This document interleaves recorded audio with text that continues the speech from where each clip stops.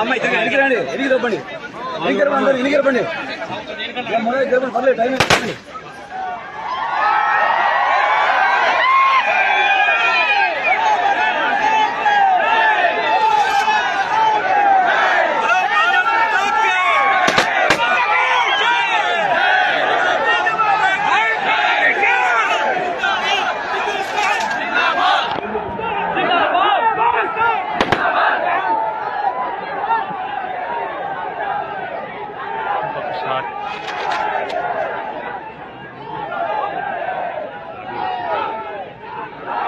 ₹1 ఖర్చు నా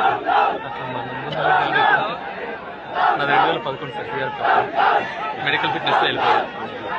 ఏం చేద్దాం, మీడియాలోకి వచ్చాము, ఏదో ప్రజాసేవ చేయాలని వచ్చాము.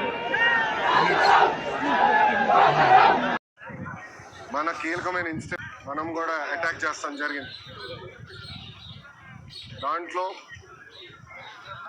పాకిస్తాన్ కూడా ఏకంగా భారతదేశం పైన రాత్రికి రాత్రి మిసైళ్ళు కానివ్వండి, డ్రోన్లు పంపించి మన కీలకమైన ఇన్స్టలేషన్స్ పైన అటాక్ చేయాలన్న ఆలోచనలు ఉన్నప్పుడు మన జవాన్లు దేశానికి నిలబడి మేము నిలబడతాం, మేము పోరాడతాం, దేశాన్ని మేము కాపాడుతాం చెప్తాం జరిగింది. కుటుంబాలకి దూరంగా, తల్లిదండ్రులకి దూరంగా వాళ్ళు అక్కడ ఉండి దేశం కోసం అహర్నిశలు నిలబడుతున్న వ్యక్తులు. ఈరోజు జవాన్లు అక్కడ నిలబడారు కనుకనే, పోరాడుతున్నారు కనుకనే భారతీయులు ఆంధ్రులు మనం ఇక్కడ హాయిగా బతికే పరిస్థితి. దాంట్లో మొన్న జరిగిన దాడిలో మన నాయక్ చనిపోతాం జరిగింది. మురళీ నాయక్ చిన్నప్పటి నుంచి కూడా మిలిటరీకి నేను ఉంటాను, నేను చనిపోతే భారతదేశ జెండా కప్పుకుని చనిపోతానని పదే పదే అది కుటుంబానికి చెప్తాం జరిగింది. కుటుంబానికి ఏకైక బిడ్డ మురళీ నాయక్. చిన్నప్పుడు వాళ్ళ అవ్వ తాతతో పెరిగిన వ్యక్తి.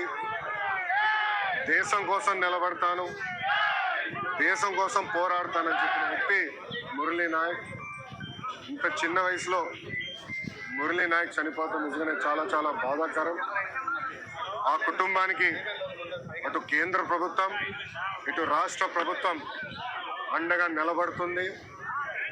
గౌరవ ముఖ్యమంత్రి గారు మాతో మాట్లాడారు, ఉప ముఖ్యమంత్రి గారు, అదేవిధంగా హెల్త్ మంత్రి మన సత్యకుమార్ గారితో మాట్లాడి ఆ కుటుంబానికి ప్రభుత్వం నుంచి ఆర్థిక సాయం కింద 50 లక్షల రూపాయలు, దాంతోపాటు 5 ఎకరాల భూమి, ఇల్లు కట్టుకునేదానికి 300 గజాలు ప్రభుత్వం అందజేస్తాం జరుగుతుంది. అంతేకాకుండా కుటుంబాల కోరిక మేరకు కుటుంబంలో ఎవరికైనా ఉద్యోగం ఇస్తే, ప్రభుత్వ ఉద్యోగం ఇస్తే బాగుంటుందని అడిగారు. కుటుంబంలో అంటే బిడ్డలు ఎవరు లేరు, ఒకే బిడ్డ కనుక తండ్రికి ప్రభుత్వ ఉద్యోగం ఇవ్వాలనేది కూటమి ప్రభుత్వం నిర్ణయిస్తాం జరిగింది. ఇంతేకాకుండా అంత్యక్రియలు సొంత భూమిలో జరుగుతుంది కనుక మెమోరియల్ కూడా కట్టాలని నిర్ణయించాం. ఇంకో పక్కన జిల్లా హెడ్ క్వార్టర్స్లో కాంసీ విగ్రహం కూడా ఏర్పాటు చేసి కేవలం తెలుగులే కాదు భారతీయులు మురళీ నాయక్ని ఆదర్శంగా తీసుకునే విధంగా ప్రభుత్వం ఉంటుందని తెలుపుకుంటూ ఇప్పుడు గౌరవ ఉప ముఖ్యమంత్రి పవనాన్ని మాట్లాడవలసిందిగా కోరుతున్నాం.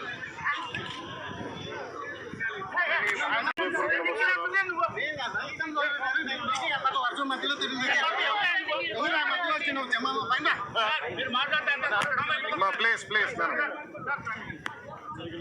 ఓకేనా.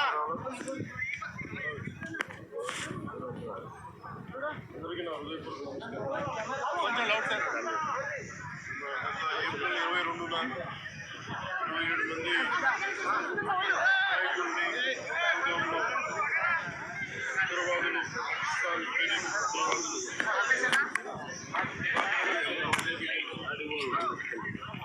పర్యవసానం భారతదేశం పాకిస్తాన్కి అండగా ఉన్న ఈ టెర్రరిస్ట్ క్యాంపుల మీద దాడులు చేయడం, స్ట్రైక్స్ చేయడం జరిగింది. వారి ఉగ్రవాద శిబిరాలని ధ్వంసం చేయడం జరిగింది. దానికి కంటిన్యూటీగా యాక్షన్ పాకిస్తాన్ కూడా మనకి కాల్పులు జరపడం, వీటి సరిహద్దుల్లో ముఖ్యంగా 5 రాష్ట్రాల్లో చాలా చాలా ఉద్విగ్నతతో కూడిన పరిస్థితులు ఏర్పడ్డాయి. ఆ క్రమంలో మన ఆంధ్రప్రదేశ్కి సంబంధించిన మురళీ నాయక్ కూడా అగ్నివీర్గా గత 2 సంవత్సరాలు 22లో వెళ్ళిన వ్యక్తి.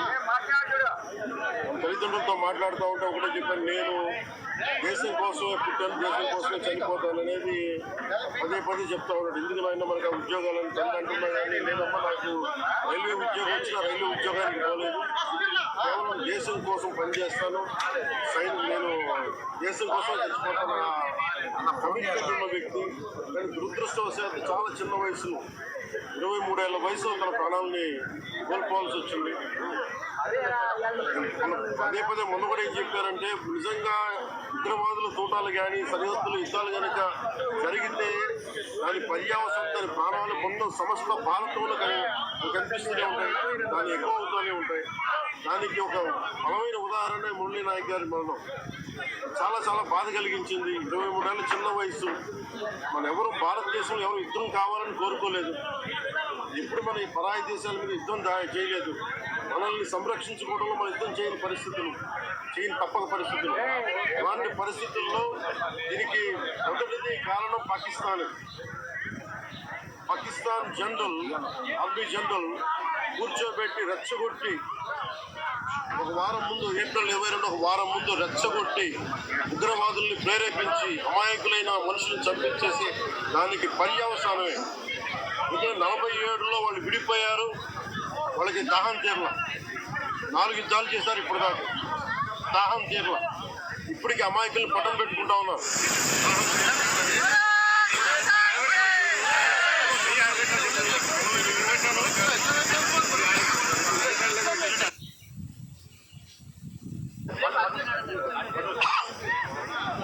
నిన్న కూడా చూసాం. సీజ్ ఫైర్ అన్న తర్వాత కూడా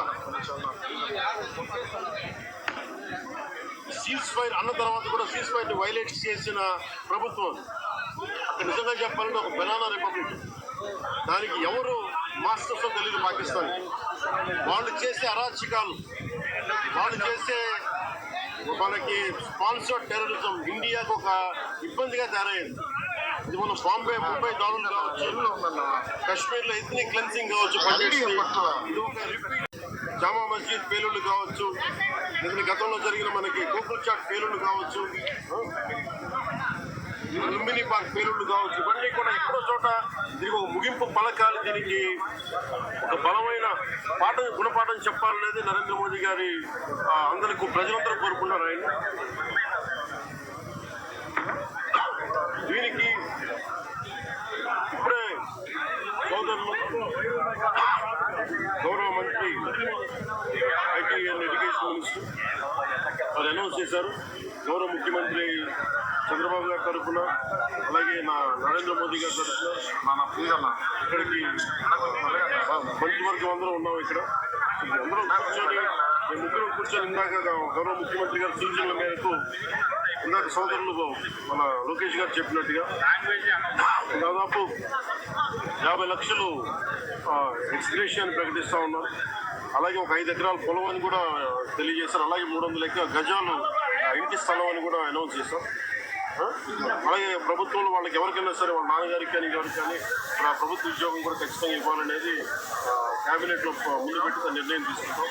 ఇవన్నీ కాకుండా నేను అదనంగా వ్యక్తిగతంగా నేను కూర్చోబెట్టి వరకు 5 లక్షల రూపాయలు మన కుటుంబానికి నా వ్యక్తిగతంగా నేను సాయం చేస్తానని తెలియజేసుకుని ఇవి ఇలాంటి పరిస్థితులు రాకూడదని కోరుకుంటాం. కానీ దురదృష్టవశాత్తు ఇలాంటివి జరిగినాయి. మనం అందరం ఇలాంటి పరిస్థితుల్లో భారతదేశ ప్రభుత్వానికి, ప్రధానమంత్రి గారికి, అగ్ర నాయకత్వానికి, ఆర్మీకి, నేవీకి, ఎయిర్ ఫోర్స్కి, ఎంటైర్ డిఫెన్స్ ఫోర్సెస్కి ఇది మనం అండగా ఉండాల్సిన సమయం. ప్రతి ఒక్కరూ చాలా ఇరుకుతోటి చాలా జాగ్రత్తగా ఉండాలి. ఎవరు వాళ్ళు వేలాది మంది ఈ లష్కర్ ఏ తోయిబా లేదా జైషే మహమ్మద్ తీవ్రవాదులు అందరూ కూడా వాళ్ళు భారతదేశం మీద నమ్మరు.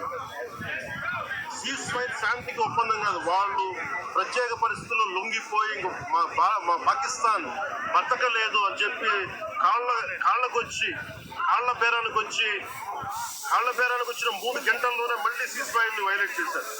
ఇది అందరూ కూడా గమనించాల్సింది.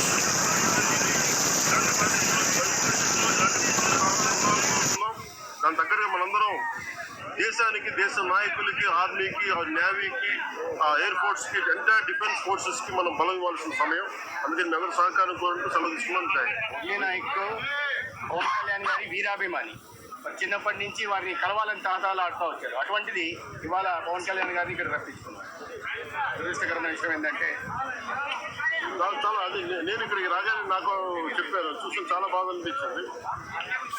అసలు ఇష్టపడవచ్చు, కానీ దేశానికి అందరికంటే కూడా దేశాన్ని ప్రేమించే వ్యక్తి, అలాంటి వ్యక్తిని కోల్పోవడం నిజంగా చాలా మా అందరికీ కూడా, లోకేష్ గారికి కానీ, మాస్ కానీ, మా మంత్రి గారికి కానీ, ప్రతి ఒక్కరికి చాలా చాలా బాధ కలిగిస్తాం.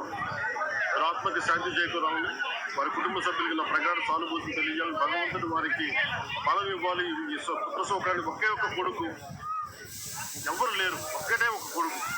ఒక్క కొడుకుని కూడా చిన్న 23 ఏళ్ళు కూడా, 25 ఏళ్ళు కూడా లేదు, 23 ఏళ్ళ వయసులో చనిపోయాడు దేశం కోసం. చాలా చాలా చాలా బాధగా ఉంది. కుటుంబానికి అండగా ఉంటుంది. చేసిన సహాయం కాకుండా మా 3 పార్టీల నుంచి కూడా వారికి ఏ సహాయం కావాలో మా నాయకులు ఇప్పుడు అందుబాటులో ఉంటారు. మా మంత్రివర్గ సహచరులు ఉన్నారు, ఎమ్మెల్యేస్ ఉన్నారు, అన్ని పార్టీలు అందరూ వారికి అండగా ఉండాలని తెలియజేస్తూ సెలవు. జై